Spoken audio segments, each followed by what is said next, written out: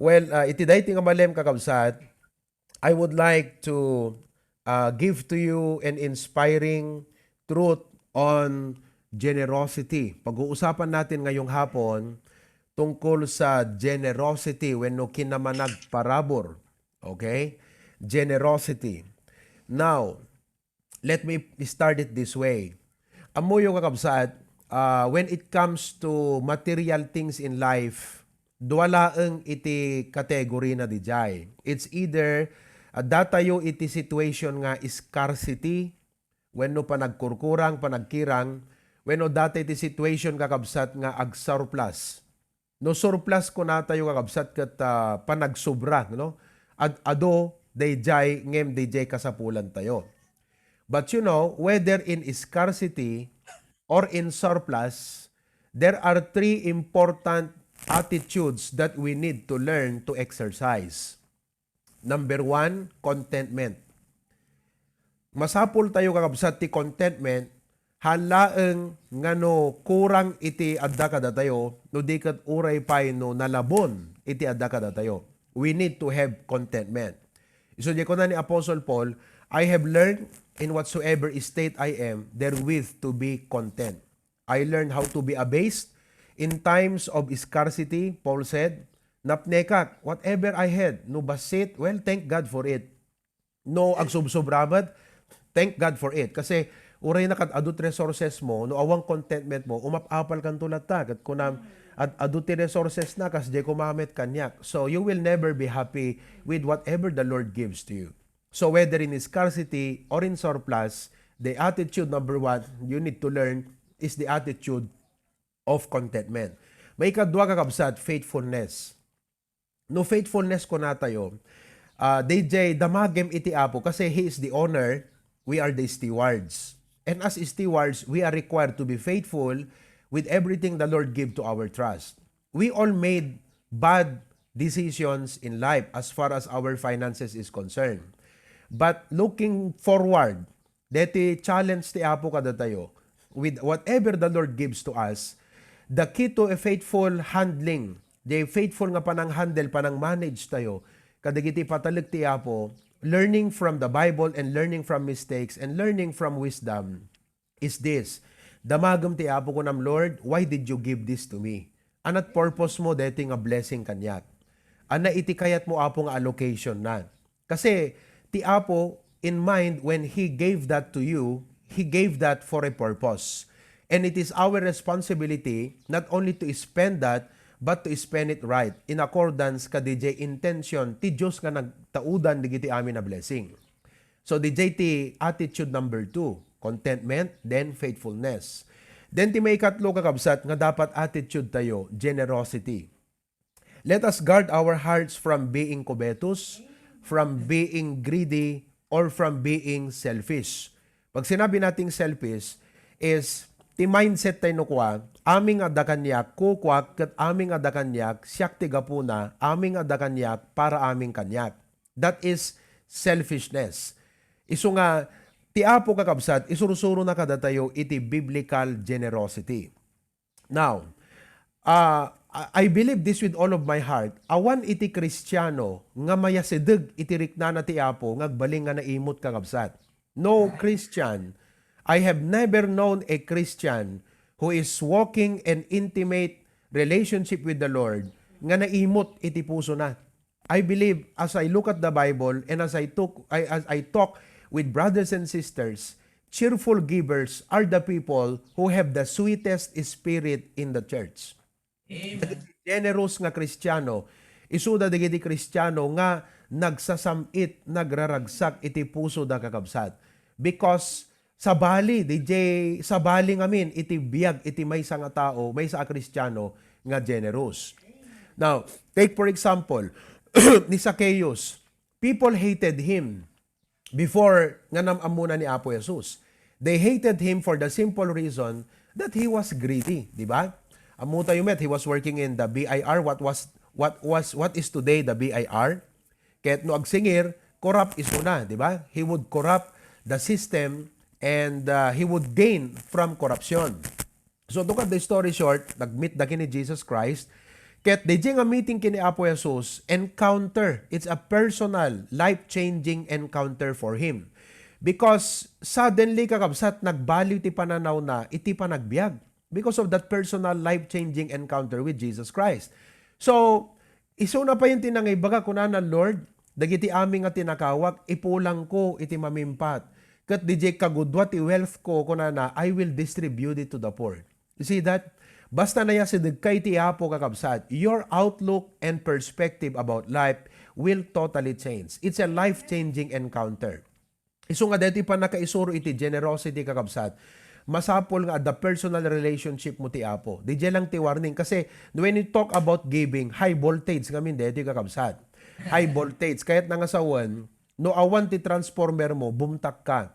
So, no awan relationship mo iti Apo, kat mga gam ti preaching iti generosity, talaga bumtak ka kakabsat. Another example, kasla dedi ko na dedi Pastor Amayon aya. Kasla kano di kabalyo, aprusam amin nga paset ti bagina, wagla disel lang na kakabsat. Aprusam di rupa na apo, kay kaayo na. Aprusam di likod na, di tel na kaay ayo na. Aprusam di tinged na, kay ayo na kakabsat. Aprusam di sel lang na, kusayan na ka. Kasta ti adwang Kristiyano. Iso nga, ti may pang ti topic ti biblical giving kan generosity, ti warning na dito, high voltage dito. Masapol nga the transformer mo, tapnohang kabumtak. Okay? Uno at iti something that you need to have. So, you must have a personal relationship with God. So again, I'd like to establish the point, nobody who has had a close encounter with the Lord will ever go selfish in his life. Show me a Christian who walks with God, and I will show you a Christian who is very generous. So it all comes to our relationship with the Lord. Now, tatanga malem kakabsat, I would like to speak to you on the 5 biblical foundations of generosity. The 5 biblical foundations of generosity. Tilima nga pundasyon. No pundasyon ko na tayo, the reason for its strength. Kasi for every building, malaksin nga dapat okay ti poste, okay ti beam, but its strength lies on its foundation. In other words, when people ask you, apay nga naka-generous ka, ta church yo, apay nga nagdakkel tit itin mo, apay nga uri nagadungarod, di ka sa pula mo, mangtud ka pelang. Di ba? Apay nga nagsarsardeng iti commitment, di ta kapilyayo, kunadaking ka, di ba? So, deto iti 5 nga rason nga isungbat mo. Di ba? Deto iti 5 biblical reasons nga ibagam. And I will teach you not only to put these words into your mouth, but to first of all, impress this truth into your heart. Kasi nuhaan nga tumatak, han nga tumnek, ijay puso yu kakabsat, digito yung nga truths, ure ibalikas mo, it would mean nothing to you and even to the person nga pangibagaam. But if it tumnek ijay heart mo, dito nga truth kakabsat, and people will ask you, why do you give so much to your church? Why do you commit? Aping ori nagadot ka sa pulam, nagadot problema, mangted ka pelang. Because daytoyen kakabsat, iti answer mo no ko, the 5 biblical foundations of generosity. Okay, are you ready? Kakabsat? Okay. Now, first of all, kakabsat is this. I give, and I give, why? Because number 1, because of grace. Oo. Siguro damaganda kan Tito Rome. Apay mangted ka Rome? Gapukin ni Grace.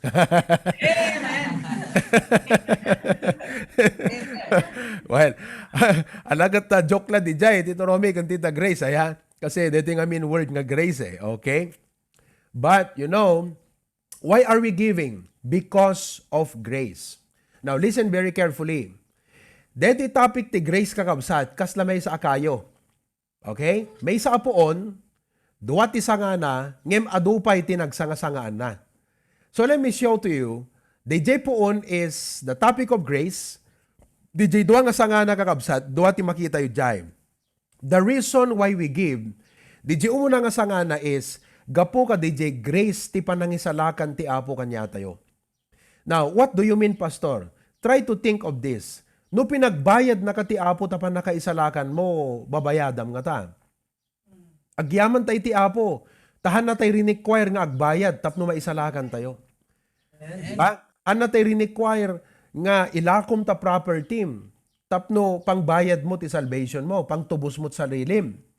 Hana tayo require nga agi-withdraw tayo kadigiti kwarta tayo ti bangko, tapno maisalakan tayo. It's purely grace. So kaya't nga sa wen kakabsat, because of this nga inaramid ti Apo, impaay ti Apo nga parabor kada tayo, DJ puso tayo ti response na ka DJ nga grace ti Apo kada tayo ket gratitude. Ket kuna tayo Lord God, di ba? It is automatically nga once nga ti tao nagaramidan na ka iti naimbag, and that naimbag nga inaramid na meant so much, meaning it's not just something that you ate a food for a meal, but it's life-changing. Diba? It's life-changing. Di nga na itulong iti Apo king ka. Utang mo, di biyag mo king kuana. Diba? Han nga narigat para king ka if the person has a need. Ket han nga narigat king ka ti agbalin nga burden bearer. Tumulong kang makipagbaklay di rigat na because idisi ka nagkarigatan, tinulungan na ka eh. When you had the burden you cannot bear, ket in lift up na ka, now that he has a burden, Jay pusong, ano't pang tawag mo Jay tao nga after you have done so many good things, ket kusayan nakakakabsat. So, we would not go that way. But as God's people, no ma-realize tayo nga, nagpaiso ayan, di nak pinagbayad ti Apo ti salvation ko. Awan inlakok nga dagat, tapno maisalakan at. Jak nagisaldat lugang ko, tapno maisalakan at. Jak nagiwidwidrot bangko. Idi nagkararagak, inawat ko ni Kristo, suddenly my name is written in the book of life. I will be forever grateful to the Lord. Iso nga, DJ kakabsat iti foundation di heart mo. Gusto nga, no kunada, apay kastat kwagat kunam, apay kabsat aya, mabaybayadam ka di, iti panangisalakan ti Apo king ka. Hang ko nga bayadan di pa nakaisalakan, ngem panagyaman ko, ti panangisalakan ti Apo kanyak. Dahita ano hang kapay na isalakan, samo ko na. Diba? Isong hamo marik na, DJ rik na, nga mangted iti Apo, at di mumot na rik na, jerik na, ti kaskanyak, nga imawat ti parabor, ti panakaisalakan, gayem ko na. Dayjay ti umuna kakabsat nga sanga iti parabor iti Apo. Okay? We will be forever grateful to God. Iso nga, whether i-bless na ka ti Apo, whether sukatan na kan saan, deta inted mo, hang isukit kitam nga number 1, dayjay, kasi nangted ka out of gratitude eh. Siyayaman ka ti Apo. Nakita yung kakabsat? Oo. So we don't give out of greed nga, I give because sukatan to ti Apo. Oh, paiso dayjay kakabsat, adakari ti Apo ka dayjay. But the reason why we give, timang push kada tayo kat DJ grateful heart. Now, amen.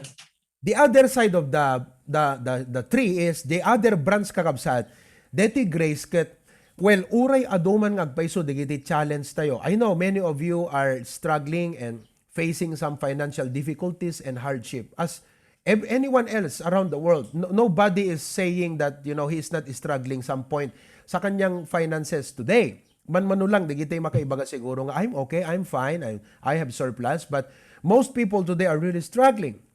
But as God's people, numampay ado, dagiti pagkasapulan, iti panagbiag.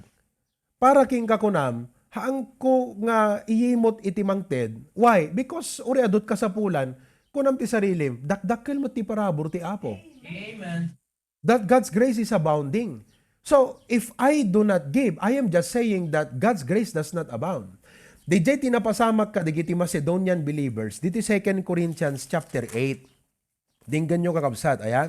2 Corinthians chapter 8. And maybe some point in your life as a generous Christian, a cheerful giver, mabalin to nga may relate mo ti life mo sometime dito. Ayan. May relate mo. Ket kuna na kakabsat, 2 Corinthians chapter 8. Kastamet kakabsat, kuna na. Ipakaamumi kada kayo ti parabor ti Dios ana ited kadagiti iglesia ti Macedonia. Now watch very carefully. Anakano iti naited kadagiti churches ti Macedonia? Please answer. Anat na ited? Wala ulitek. Kastamet kakabsat, ipakamumi kada kayo ti parabor ti Dios ana ited kadagiti iglesia ti Macedonia. Anat na ited kadagiti iglesia ti Macedonia? Parabor. Okay. So ito yung ating topic ha, grace. Bakit? Ano ba yung anakadi iti kasla naging epekto dayti parabor nga naited kadakwada. Ngano dayti parabor ket ipaaymet ti Apo king ka, kastoy met ti mapasamak ken ka. Okay. Verse number 2. No kasano nga ti kaadda, ti dakkel apan nakasuot ti rigat da, ti kawadwad ti raguda, ken tinauneg, a kinapanglawda, naglaplapusanan da a maipaay, ti kinabaknang tinasaya at anakem da. Let me read in English. How that in a great trial of affliction, the abundance of their joy and their deep poverty abounded unto the riches of their liberality. Question. Kita nyo dito, verse kakabsat. Anat makita yo nga dua nga pagpaspasaran di gijay Macedonian Christians. Answer. Number 1. Anat makita yo nga kabsat. Answer. Okay. It's not just an affliction. Remember, it's great trial. Matinding affliction.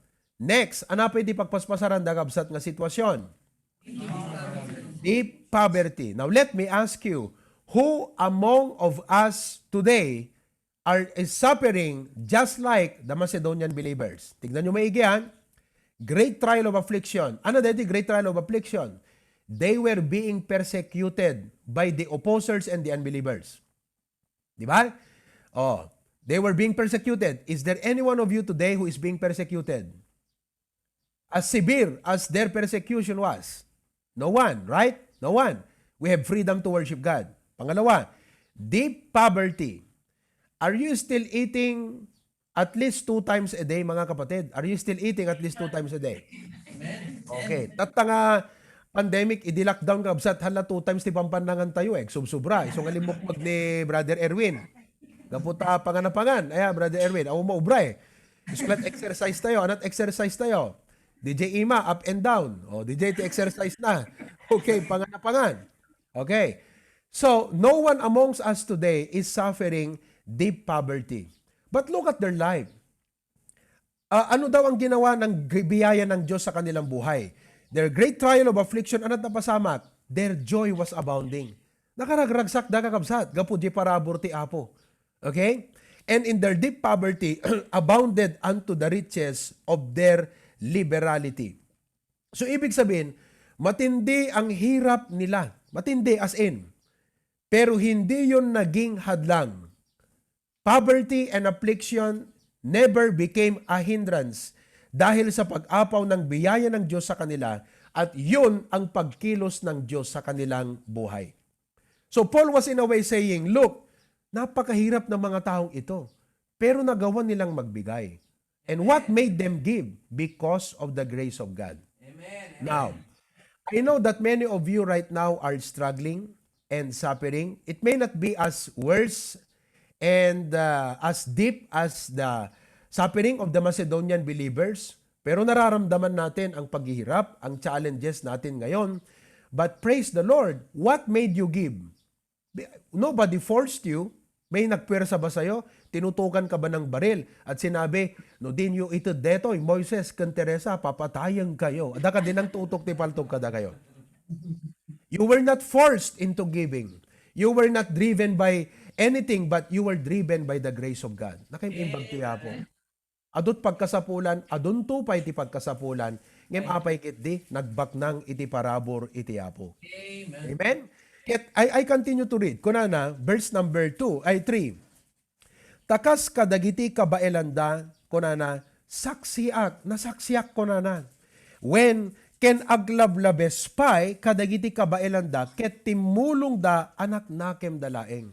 In other words, Paul was saying, look, this is what they can give. I know because amok ti capacity da digito kunana amok ti financial statement da digito this is what they can give. But you know what? They gave more than their ability to give.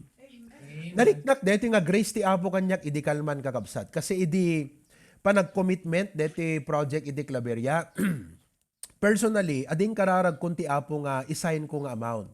It is not a very, very big amount, but I know I can give that amount by faith and by the grace of God. So, nag-sign up na kakabsat. Okay? After the service, agka-accountant digite, secretaries tayo digite kwat, ti commitment, ti apo kakabsat, makididil kanyak. DJ tinagsamit nga ba nagti Christian life di marik nam ti panakidil ti apo king ka. Yun yung napakatamis na aspect ng buhay na yung bang Di pa nakidil ti Apo king kagat kwa. Uray anat i-require na kat hanggang makasaan. Kaputa mariknam unay ti samit ti Apo king ka eh. Hanggang makasaan king kwa na nga talaga. So, tatang kakabsat, kung na ti Apo, apay DJ lang iti in commitment mo. Kung na ti Apo kakabsat, I did not hear it audibly. Ngem, iso ti kwa na kanya kay kat, no mampay, no as assessek kakabsat ije capacity, Apo kat paipait deti kung kunak ngem napanak kat kunak kadakwada na i-account you deti kwa kon kunak na i-account you ti commitment kon hampay pastor kunada talaga nga ti Apo kat kwa kung kunak ti panunot ko ta apay nga kadigiti napidot da nga commitment forms kat nakaadudan 10% na din nabading kat di bagi kat di pinak-account ko tsak ti pastor. Kunak okay nakidil ti Apo kanyak nayunan yun to ti kastoy nga amount. Idi na ibaga kon kakabsat, Apo natal na jay puso kon. Ti Apo kat saan na kon nga ring-ring-ringen. Kakabsat, nakaragragsak jay puso. So, DJ nga commitment kakabsat, grace ti Apo. Grace number 1 kasi, awan ti mabaling kung haanan ti Apo kasi intud na ti amin na para kanyak just to save me hangko mabaybayadan di jay. Ken hangko mabaling haanan ti Apo because apay ko man nagdakkel ti parabor ti Apo. So, kas jay kakabsat, digiti Macedonian. In fact, look at their attitude. Verse number 4. Kunana, adinawat da, itinasnekan, nakapaspas nagda kunana, akalikagom, tapno awaten mi, daytoy nga parabor. Tipan nakairaman, tipan nagkakadwa, iti ibabadang da, kadagiti sa santo. There was a need, and they are now, on the other end, and at one end, there is a great need. But on the other end of the rope, mga kapatid, here comes the Macedonian believers. Nga ti mind da, burden bearer. By the way, iti agsagsaganag ti panunod ko kat, anat may isa nga pang describe ko deti church ti Hawaii. Amoy may isa nga pang describe ko kada kayo kabsat, you are a burden bearer. Amen. You are a burden bearer. Nagpintas deta kabsat nga grace ti angay ti Apo yan ti puso tayo. You are not a burden. You are a burden bearer. Amen. Kunana nga ro, DJ malagip ko, DJ ko na ni Tatay Abante ide. If you are not a burden bearer in the church, most likely you are a burden. Kunana. So, kakabsat, anaka ita nga malem, are you a burden bearer or are you a burden? Well, praise the Lord. May isa nga pang describe ko kada kayo nga kakabsat ti Apo dita is, gaputi grace ti Apo kanya, you are a burden bearer. Kat kunada, Paul kunada king kuana, nakaragragsak da, kayat mi nga awatem, deti nga paset mi, panakipaset mi, ka DJ burden. We would like for you to receive this gift. Kat kuna ni Apostol Pablo, kakabsat kunana, amoyo, no kitkitak ti kasasaad yo, kumparat kasasaad ko, narigrigat ti kasasaad yo ngamsyak. Kunana kan digiti kasasaad, digiti nga tattao. Ket kaslamas dakayot ag kasapulan, halatan, kalakad, deti kuna ni Paul. Ngam anat ko nada, Paul naman lap-lap damot ti parabor ti Apot biag mi. Kaslakas jay kakabsat. Iso nga, amom nagpindas detang spirit ti church. For example, no, kumanay ko na ni preacher Glenn Kingakat, oy kabsat, kasla mas kasapulam samot deti commitment mo. At ado ti pagkasapulam. Kat ko na, paunay kamutan preacher, lap-lap dam ti parabor ti Apo kanyak. Day jay kakabsat. So, we give because of grace. So mga kapatid, very clear. When somebody will ask you, why are you so generous? DJ tisongbat mo, the grace of God in my life. Parabor ni Lord kanyak na doon. Now, let's move to the next foundation. So nakita tayo, hindi may sa pundasyon. Umakar tayo, di bagi na pundasyon. Kalyan tayo. The second reason, biblical reason for generosity is love. Love. Ayat kakabsat. Okay? Now, in kunana dete may isa nga kasabihan, very common but it means a lot. It says, you can give without loving, but you cannot love without giving. Now, let me first expound the you can give without loving. Agpaiso deta kabsat because ipagpakaunat, puera de los buenos. Hanteng alalahaten. But, anat obra di gijay politiko no umasidigang kakabsat ti eleksyon. Umaydan mabalay-balay, okay? Mangtuddat pag merienda, mangted dati pang inom, pang pulutan, dagitay makita da agtutok ko nga lalaki, mangted dat kwarta. Are they giving because they love the citizens? Not all. They give because they want to gain something. So you can give without loving. Now, what does the Bible say about that? If you are giving, nga awan ayat mo, nga mangted, anat sa uti Bible tungkol sa bagay na yan? Well, 1 Corinthians chapter 13 verse 3. Watch very carefully. Okay? Sabi ng Panginoon, dito sa 1 Corinthians 13:3, ket, no iwaras ko kuma, dagiti iso amin akukwat, tapno maipakan kadagiti na panglaw, that is generosity. Okay? In its simplest form. Okay? Let's continue. Ket no iyawat ko kuma, daytoy bagik tapno mapuuran. What is sacrifice? Ura isut pakat katayak ti mapan tumulong ti tao kunana, di ba? Iyawat ko ti bagik tapno mapuuran. Sakripisyo, for example. Okay? Ngem awan iti ayat ko. Have not charity. Kumbaga, I am giving to those people I don't love. I just give to them because but I don't love them. Ano kunana? Awan ti magunggunat. It profiteth me nothing. In the eyes of God, kakabsat, it does not count. It does not count. Kalati aring na kumagat kwa. Nag-shoot ka kumati bola, Brother M. Ije bleachers. Di pagtugtugawan ti players. Di kiti athlete. Okay? In-shoot mo di bola, nakatugaw ka, jive, pak, impurwak mo, Steph Curry style. Okay? Na-shoot. Does it count? No. Duray, nakapimpintas ka kabsat, DJ arc na, DJ bola nga na-shoot. Okay? It does not count in the game because it's not within the bounds. So, ibig sabihin, within the bounds of line, like DJ linya. But the point is, if we can give without loving, it is possible to give without loving. But you know, if you love, you cannot afford not to give. Amen. If you look at it, kakabsat, digito'y kadadakkel, kan halang nga kadadakkel ti amount, jay level of sacrifice tikit kitan ti apo jay.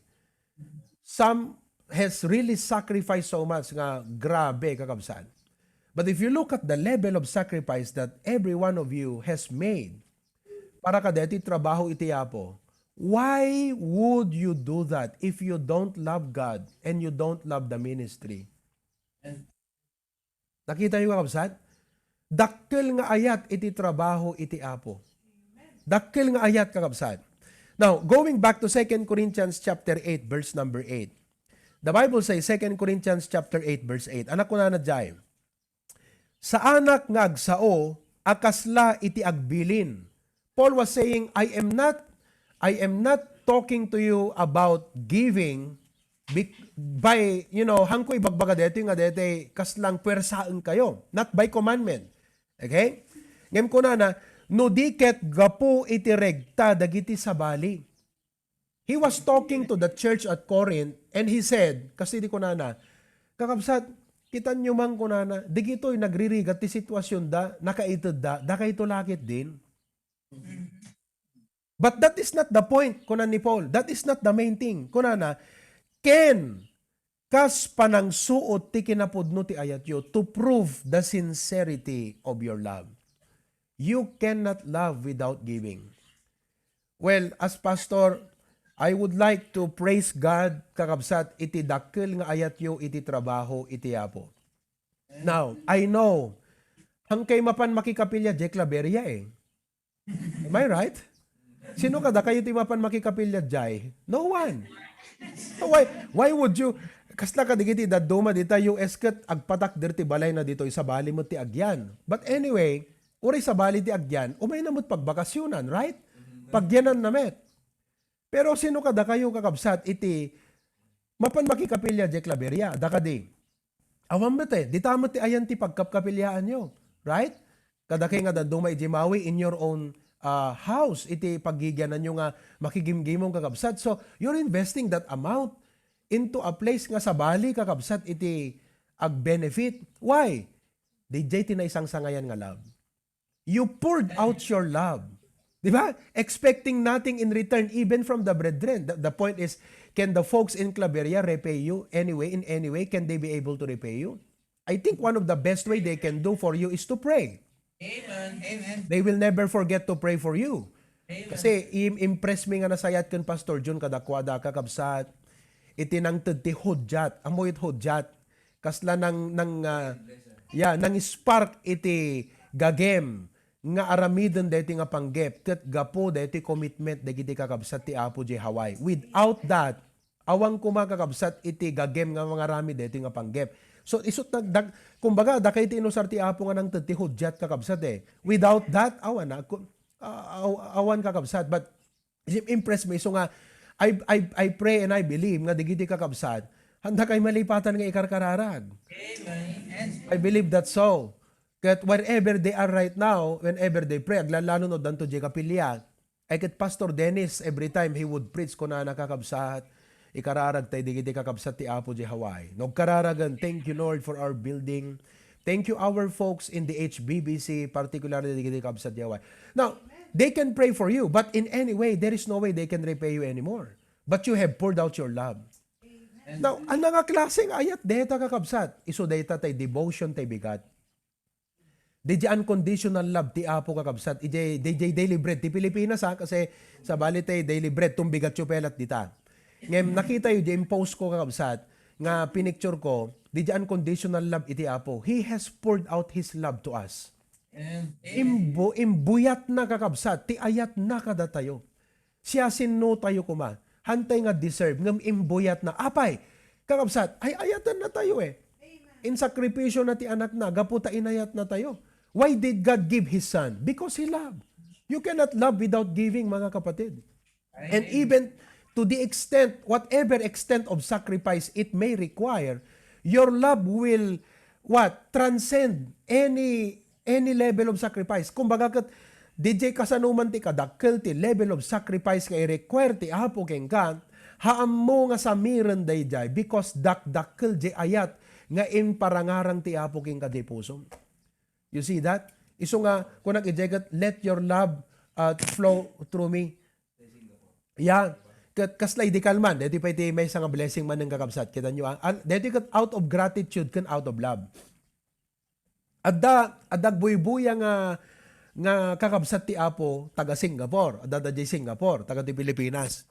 Tatan after the service, kat agin inanak sa ide, kinitak di cellphone ko, wow, dati ko di messenger.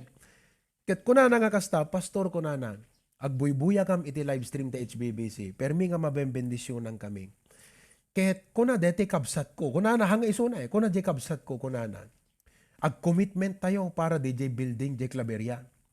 Isu nga nagtutulag kami pastor, upat dagkakabsat, nagko-contribution dagkakabsat to come up with a not little amount nga in-contribute da para di Claveria. Saan nyo DJ kakabsat? Nay. Ket, that's love. Iso nga, dito iti utubon nyo kakabsat. No, kunadaging ka, why do you give so much? Ket kunam, well, na-experience ko ti ayat ti Apo ti puso, gayem, ken, amom, sa bali iti puso, dete, aglaplapusanan ti bendisyon na nga te labagin na pampanunutan na. Ken sa bali mo tirik na, dete tao nga aglaplapusanan ti ayat nga tumultulong ti pada nga tao. After all kapatid, wala naman tayo madadala pag namatay tayo eh. So, importante, it's not just how the Lord bless you, but how you love. See, that's why we give, we love. Now, thirdly, kakabsat, may katlo. Okay? May katlo nga pundasyon. Are you enjoying? Amen. Di ko na ako no cheerful giver ka, pero may gustom di ka kasi nga message kabsat. No, awan transformer ta, biyag mo kung transformation ta, biyag mo kung bumtak ka nga makangag di kasi nga mensahe kabsat. Iso nga, praise God, ta transform na tayong ti Apo, okay? The third foundation, why, kunadaking ka, why do you give so much? Why you are so generous? Number 3 is faith. Faith. Now, deti faith kakabsat, let me explain it this way. Kasla may samanan nga, kuamot ti panang explain ko dito, kasla, deti binting, okay, coin. J-coin, dua iti sides na. No, actually, the coin has no sides kasi round, ngam dua trupa na. Okay, dua trupa na. Now, if you look at it, DJ may isang rupa kakabsat, ti faith, okay? Kat iso DJ obedience. Now, listen, the very best way to show that you believe is your obedience. Now, you have to remember, tipan ng tud kakabsat, bilin ni Apo Diyos. So if you believe Him who gave the command and even the promise, you will obey. Okay? Obedience is the very best way to show that you believe. On the other hand, you do not just obey the commandment because you believe God, but you obey it because you believe God's promises. Amen. Now, in Hebrews chapter 11, nagpintas ti kariti Apo kakabsat. Amom no cheerful giver ka, bendisyon. No disobedient ka, perdisyon. Okay. Dito Hebrews chapter 11 kakabsat. Let me show to you an example of obedience. Dito nakapimpintas nga example ti obedience. Verse 17. Tignan nyo ha. Hebrews 11:17. Gapo iti pamati ni Abraham. Faith ang pinag-uusapan natin ha. Idi anasuot indaton na ni Isaac. Kitaan nyo? Idi in-require ti Apo keng kuana. By faith, anat inaramid na, in-offer na. So when you give, it's because of faith. Now, what do you mean? Pastor, explain. Okay, I will dig further. Day di imawat asiya ayat, kadagidi karkari, indaton na itibugbugtong nga anak na. Now, you all know the story. Kasi nga ha, tapno ma-appreciate yun. Kuna ni Apo Diyos kan Abraham, pagbalinan kanto nga dakil nga nasyon, babaan iti seed mo. They're referring to Isaac. Through Isaac, I will make thee a great nation. Now, DJ kakaiso nga kas lang no business ko magat capital to make Abraham a great nation. I-require mo to ni Apo Diyos. So, parang it does not make sense anymore. Itod mo kanyak deta. Kuna ti Apo. Okay? But what happened, kakabsat? Alright? Verse 18. Uray pa'y isuti na kaisaw anday to'y ket ni Isaac ti kapututan ang maawagan to. Okay? Why? 19. Nga, deti ti essence di faith ni Abraham. Nga imbilang na ati Diyos mabalin na apagungaren uray pa'y kadagiti natay. Kuna ni Abraham ti panunot na, he was exercising his faith. Deti pa nang-require ni Apo Diyos, deti kakaiso nga anak ko, nga isu iti pangtungpalan ti Diyos, di karina kanya kapag balinan na great nation, deti pa nang-require na, idaton ko, kasi uray maidaton na sakripisyo, bilang man matay, eket di kad kaya ti Apo nga pagungaranan. Dakil pamati na kakabsat, nga DJ kariti Apo tungpalan na. Amuyo ka di kakabsat, first of all, ti giving ket panang test ti pamati ni Apo Diyos kada tayo. Giving is God's way to test your faith. Isu nga no basaan nyo ti Biblia kakabsat, ket no dim kayat nga mga gan iti giving, you will hate the Bible. You will really hate the Bible. Because from Genesis to Revelation, you will always stumble to a verse that talks about giving. Now, creation. Everything that God created is giving. Init nga pinaraswana is giving light. Di ba? Amin na pinaraswana. So, Genesis to Revelation, if you hate giving, you will be stumbled when you read the Bible. You will hate the Bible. Because all throughout the Bible, anya mga dispensasyon, Israelite man, Hudyo man, datayo mga hentil, kandati church, at dalat ta giving absat. You know why? Because dati giving iti weighty Apo nga mang test ti pamati tayo. So nga ro, dati ti thermometer ti ayat. Dati ko na ni Pastor John tinamin sana lesson na thermometer ti ayat ken pamati deto. Hammo maibaga nga ti may sa Kristiyano, agay ayat ken dakkel pamati na ti Apo. No kita ije-record not giving kakabsat ket zero. Blanco, awan, 5 ti ayat ken pamati na dijay. Dati giving ti thermometer iti Apo. So, tines ni Apo Diyos ni Abraham, kitakman ti kabara na, ti ayat na, kitakman ti kapigsat pamati na, talaga kakabsat, kunana, Isaac, agrubot ka anak ko, sinapada, napanda di Mount Moriah, kadidikuang kuna di ubing, dad, kunana, adtoyen ti altar, adtoyen ti pagdatunan, diyan at maidaton, anak ko, God will provide. What a faith.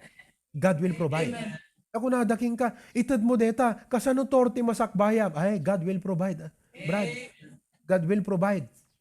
Amok kadyak pinadanon ti 2022 ngum na panunutan ti Apo kasano nga i-provide. Basta ti kwati pusok agobe aklang keng kuana. God will provide. If you never obey God, you will never experience the amazing provisions of the Lord. Iso nga kakabsat, why we give? Because of faith. So, deti pelang talo kakabsat kat ko No kumanangang kangkat kas kala nagbuffet. Te agpaspasuulan te agbukirat ta pusag mong agawi din kakabsat. So nga gapo iti dayta agpatinggatay peladjay. Amen. Ituloy tayo ito. Tapnuhan tayo unay nga makuha kakabsat. Maimpatyo. Amen. Madaydayaw iti apo. Kita nyo kakabsat kat nakaragragsak kay ngagdingag tikas nga message. Kasi are cheerful giver eh. Nohan ka cheerful giver talaga nga nagmusmusiig ka nga makangkangag. Okay? So, glory to God. Lord, bendisyonam digiti kakabsat. I-claim ko apo kas panangipakitam iti grace mo kadakwada. They are a great burden bearers in the ministry. Nakalukluk ng tipuso doon ay panggap kadagiti dadagsan iti ministry apo. At dadangasin dadaan nga makipagbaklay. Nukit kita may apo kat as a church, sino kumat church nga maddaan iti kapilya. Eket iso dadjay, kayat damot kumat maddaan ti buko da kapilya. Ngem practically hanga iso pampanunuton da dijay apo. They were willing to have invested their resources, God-given resources, tapnon mapatakder dagiti ministries apo kapilya diti Pilipinas. Kat itultuloy mga bendisyonan digiti nga kakabsat. Kaya ti pamati da apo ken ka, amok nga may ayo ka unay, nabanglo nga saya musom apo ti imatang mo. And I pray and I claim for future blessings upon them. Hanlaga dakwada, digiti pampamilyada, mairanranod to kung mga marikna, digiti pampamilyada, ti pamendisyon, gapot panagburayok ti parabor mo ti biagdan. In Jesus' name, amen.